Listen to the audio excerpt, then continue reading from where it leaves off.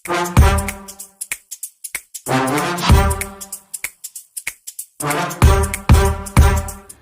Friends, എല്ലാവർക്കും മന്നാസ് രുചിക്കൂട്ടിന്റെ പുതിയൊരു വീഡിയോയിലേക്ക് സ്വാഗതം.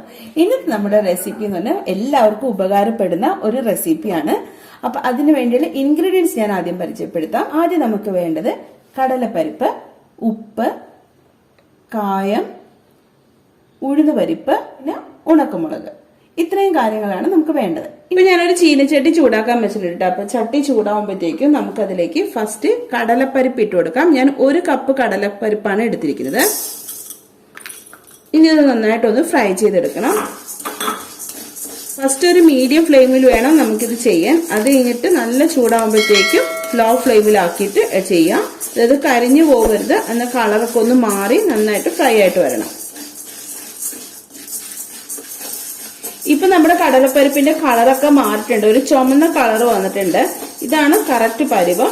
ഇനി നമുക്ക് തീ ഒന്ന് ഓഫ് ചെയ്തിട്ട് നമുക്കിതൊരു പാത്രത്തിലേക്ക് മാറ്റാം. ഇപ്പൊ ദേ ഞാനൊരു പാത്രത്തിലേക്ക് മാറ്റിയിട്ടുണ്ട്. ഇനി അടുത്ത് നമുക്ക് ചെയ്യാം. ഇനി അടുത്ത ആ സെയിം ചീനച്ചട്ടി തന്നെ നമുക്ക് ഉഴുന്നിട്ട് കൊടുക്കാം.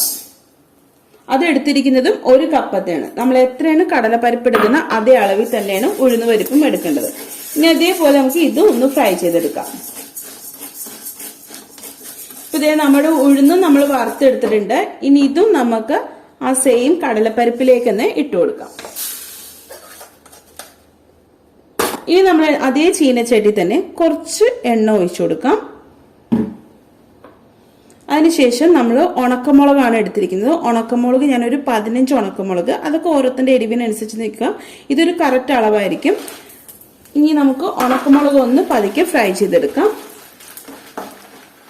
തീ എപ്പോഴും നിങ്ങൾ, ഞാനിപ്പോ ഹൈ പറഞ്ഞാലും ലോ പറഞ്ഞാലും നിങ്ങൾ അതിന്റെ അനുസരിച്ച് ചൂടൊക്കെ കറക്റ്റ് അതനുസരിച്ച് ഒന്ന് കൺട്രോൾ ചെയ്തോളണം. കുറയ്ക്കുകയും കൂട്ടുകയൊക്കെ ചെയ്തോളണം കേട്ടോ. ഇപ്പൊ ഉണക്കമുളക് ഫ്രൈ ആയിട്ടുണ്ട്, നമുക്ക് ഓഫ് ചെയ്യാം. ഓഫ് ചെയ്ത ശേഷം നമുക്ക് ഇതും നമ്മൾ ആ നേരത്തെ വറുത്ത് വെച്ചിരിക്കുന്നതിലേക്ക് ഇട്ട് കൊടുക്കാം. ഇപ്പൊ ഓൾറെഡി നമ്മൾ എല്ലാം വറുത്ത് വെച്ചിട്ടുണ്ട് കേട്ടോ. ഇനി ഇതിലേക്ക് നമുക്ക് കായപ്പൊടിയാണ് ഇടേണ്ടത്. ഒരു 1/4 ടീസ്പൂൺ കായപ്പൊടി ഇട്ട് കൊടുക്കാം. പിന്നെ ഉപ്പ്, കല്ലുപ്പാണ് ഞാൻ എടുത്തിരിക്കുന്നത്.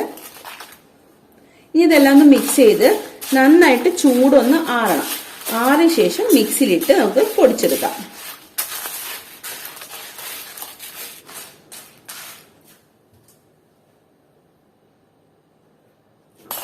ഫ്രണ്ട്സ്, ഇപ്പൊ ചൂടാറിയ ശേഷം ഞാൻ മിക്സിയിലേക്ക് മാറ്റാണ്ട്, നമ്മൾ പൊടിക്കുന്ന മിക്സിയില്ലേ ജാറ്, ആ മിക്സിയുടെ ജാറിലേക്ക് വേണം ഇടാൻ. എന്നിട്ട് നമുക്ക് ഇതിട്ട് പൊടിച്ചെടുക്കാം. ഞാനിപ്പോ കുറച്ചൊന്ന് പൊടിച്ചെടുത്തിട്ട് വരാം.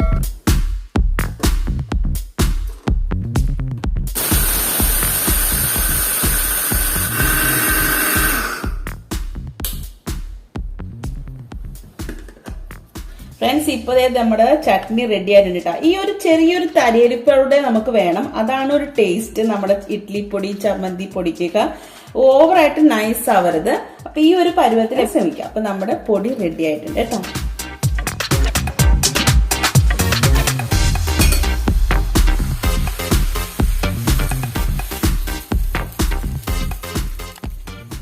ഫ്രണ്ട്സ്, അപ്പൊ നമ്മുടെ ഇഡ്ലിപ്പൊടി ചട്നിപ്പൊടിയുടെ കൂടെ കഴിക്കാനുള്ള ദോശ റെഡി ആയിട്ടുണ്ട്.